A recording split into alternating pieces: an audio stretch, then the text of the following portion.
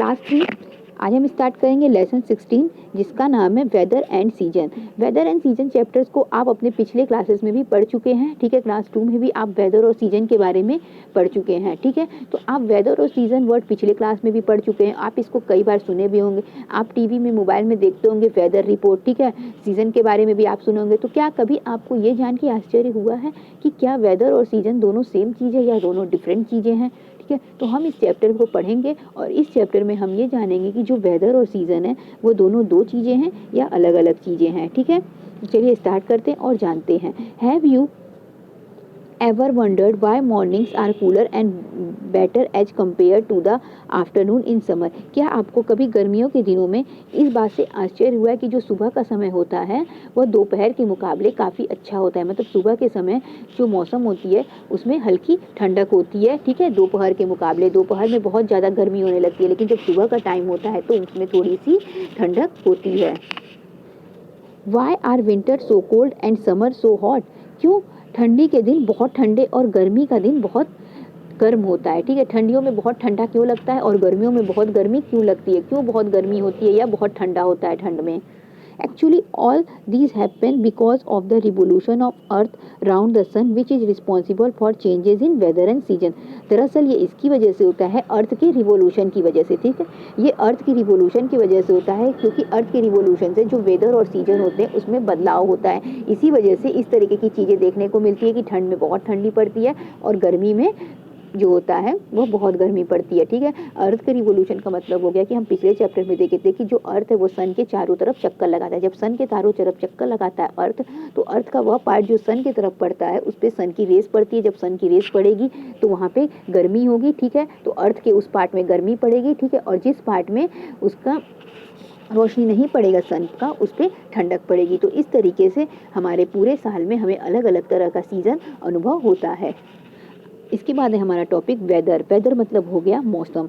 Weather is defined at the condition of air surrounding us with respect to temperature, wind and rain at a particular time और place. Weather का definition हम इस तरह से दे सकते हैं कि जो हमारे चारों तरफ की हवा है, ठीक है, किसके रिस्पेक्ट में? तापमान के रिस्पेक्ट में, वहाँ की हवा के रिस्पेक्ट में या पानी के रिस्पेक्ट में, ठीक है। हमारे चारों तरफ की जो भी हवाएं हैं किसके रिस्पेक्ट में?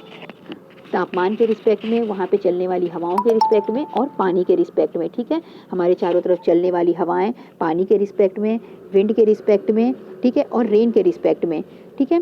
तो किसी निश्चित समय या स्थान पे, ठीक है, वेदर का मतलब है किसी निश्चित समय या स्थान पे जो हवा की कंडीशन होगी वही क्या कहलाएगा? वेदर कहलाएगा, ठीक है। किसी निश्चित जगह या निश्चित समय पे जो भी हवा की कंडीशन होगी वही वेदर कहलाएगा।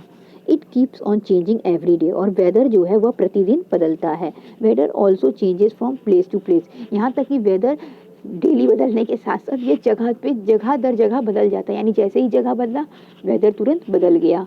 वेदर में भी सनी, विंडी, क्लाउडी और रेनी। वेदर कैसा हो सकता है? सनी हो सकता है यानी धूप निकला हुआ हो सकता है, विंडी हो सकता है हवा चल रही हो, क्लाउडी हो सकता है बादल लगा हुआ हो सकता है, और रेनी हो सकता है, ठीक है। और ये कभी भी बदल सकता है। मतलब हमें क्या हो गया कि यदि हमें कभी कभी ऐसा भी देखने को मिल जाता है कि सुबह के समय बहुत तेज़ धूप है और दोपहर तक बारिश हो गई, तो इसे हम सीज़न नहीं कहेंगे, इसे हम क्या कहेंगे? वेदर में बदलाव आया, ठीक है। वेदर बदल गया, ना कि सीज़न बदल गया, ठीक है। तो वेदर का मतलब क्या हो गया? किसी निश्चित जगह पे, किसी निश्चित समय पे, ठीक है, किसी निश्चित जगह पे निश्चित समय जो हवा की स्थिति होगी वहाँ के तापमान की वजह से, वहाँ की हवा की वजह से या वहाँ के पानी की वजह से, यहाँ मतलब वहाँ की बारिश की वजह से, ठीक है, वही वेदर कहलाएगा। तो इस तरीके से हमने वेदर के डेफिनेशन को जाना और वेदर कौन कौन से हो सकते हैं ये हमने जाना। अब हम sunny day, windy day, cloudy day, rainy day, इन सभी के बारे में एक एक करके पढ़ेंगे, ठीक है।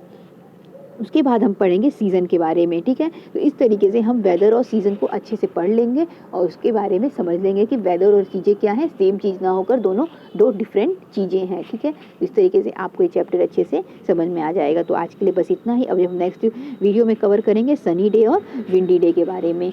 Thank you.